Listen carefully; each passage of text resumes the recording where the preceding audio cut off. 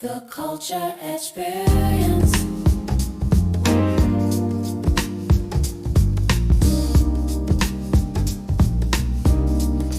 The Culture Xperience.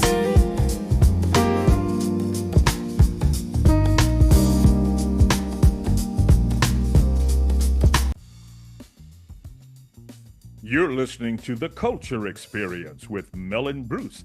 I'm Mel Tillar, your host. I'm thrilled to be with you today.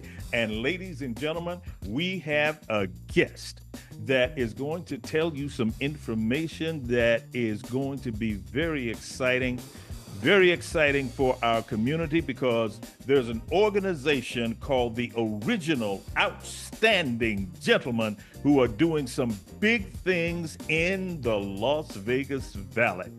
Our guest today is Mr. Grady Hays. He served as the vice president of that organization. He's a member of that board. He is now the director of marketing and sales for ISP.net. He is the man with the plan. Grady, welcome to the show. Well, good morning, Mel. How are you doing this morning? I'm really honored to have the opportunity to be on your show. Thank you so much. We are thrilled to have you on board. Thrilled to hear more and more about the Original Outstanding Gentlemen. That organization is making some noise in our valley. So tell me, how did this organization come about? How was it formed? Well, Mel, like a lot of great things, it started very simply. We were a social club, and a group of the original members used to meet at the, I guess it used to be on Charleston there. It was the Elks Club. And after that location closed down, they wanted to kind of grow and do more. So they got together and they started growing and start meeting at Arizona Charlie's on Decatur. Okay. Yeah. And we met for breakfast on Saturday mornings, and we kind of did some brainstorming because we wanted to do more. You know, we knew that we could just stay a social club and kind of just have a great time. A lot of retired gentlemen and just enjoy life, or we could actually make a contribution to the community. And we made the decision that we wanted to make a contribution. So we started building it from there, and then we kind of evolved to have meetings at different locations. And as we were building the organization together, we decided, well, if we could concentrate on 4 specific things that we wanted to improve, what would they be? So we said, well, one of the key things was seniors. You know, we knew that they were being neglected in a lot of areas, especially in the historic west side of Las Vegas.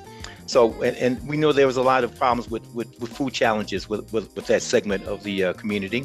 So we said, okay, that's one of the pillars we want to work on. Number 2, conversely, would be youth. We know that the youth, we felt, were being neglected in a lot of areas, especially in that portion of the community. So we said, okay, that's pillar number 2. So number 3, let's say veterans, because we have a lot of veterans in organizations. And one of my goals is to find housing. I work with a lot of programs that I'm sure we'll talk about later, that we're finding temporary or transitional housing for veterans. And also, we are very concerned about the high suicide rate for veterans, which stands between 19 and 21%, depending on the region. So we wanted to address that. So, okay, that's pillar number 3 would be veterans. And then 4th, we wanted to work with spiritual enlightenment in the community in general. So we said, we'll just say the 4th pillar is the community in general, with the emphasis on spirituality and developing spirituality. So those are our 4 pillars of that we wanted to address as a group. And then what we did, we divided up committees, and we said that we wanted to focus in because we couldn't do it all at one time. So we would find chair people for each of the committees, and we would come up with goals and plans and action points that would help us develop and to address those 4 very important pillars in our community. So talk to me about some of the partnerships that you all have formed in the community. Obviously, it's very difficult to work in the community by yourself. I don't care how great the organization is. So talk to me about some partnerships that you all have formed. Well, one of the things we're very proud of is through the leadership of our president, Robert McKinney, and with our Sergeant of Arms, Michael Hatter. They've been working with Matt Kelly Elementary School. And working with them not only in the aspect of kind of enlightening them about the growth potentials and their future, but also kind of financing and working with youth football, flag football league they developed there. and also eventually developing scholarship plans for them. So that's one of the pillars that we've addressed, and their leadership has had made it grow, and we've worked with them for the last 3 years, and we're very proud of what we've done there. Also, with the veterans portion, we work with the American Legion, primary post 10. We work with their group. They've been very helpful in identifying different needs for the veterans. And like I said, we've been working with a group that I'm the CEO of, which is the Veterans Strategic Housing Alliance, where basically we find temporary transitional housing and eventually permanent housing for veterans who are displaced right now. And then also we find programs for them to address their PTSD, which is primarily one of the problems with most of the veterans in our community right now. And then of course, mental health, which is something that has gone in denial for so long. So we've addressed those problems, and that's some of the things that we try to find programs and work with our veterans on. And then with our seniors, we've worked with the Doolittle Senior Center, we've worked with Pearson, and we work with MLK in developing different programs. We wanted to develop a kind of an awareness program for those who are food challenged, and then also those who are just left alone. Let's find different organizations, different events, fundraisers that we can help them participate in and fund them on a lot of the activities.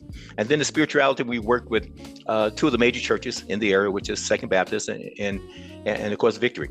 And we have a lot of members that are members of both of those, and we kind of work with them in developing a spiritual handbook that we can pass on to our members and to the people in the community that we think can help them improve their daily life and functionality.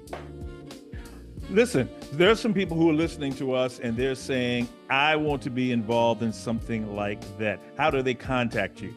Well, that's great. You know, we have people waiting to tell them and discuss the organization and show them the benefits. They go on our website, which is www.ooglv.com, or they can email us directly at info@ooglv.com. So definitely those are the two major ways they can contact us. They can look at our website, and then they can also email us, and we can kind of give them more information. And then we can also invite them to one of our meetings where they can come and sit in and kind of listen to what we're trying to do and participate with questions, and to kind of make their own evaluation if they think this organization is best suited for them. Love it. We want to encourage them to come on, because we need all kind of skill sets. We need all kind of knowledge sets. We need all kind of personalities to be involved.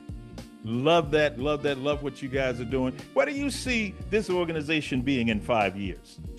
I think we'll continue to grow. As our membership grows, we'll have the ability to achieve a lot of the goals that we've talked about earlier. We want to build temporary housing. We're looking at that with the city.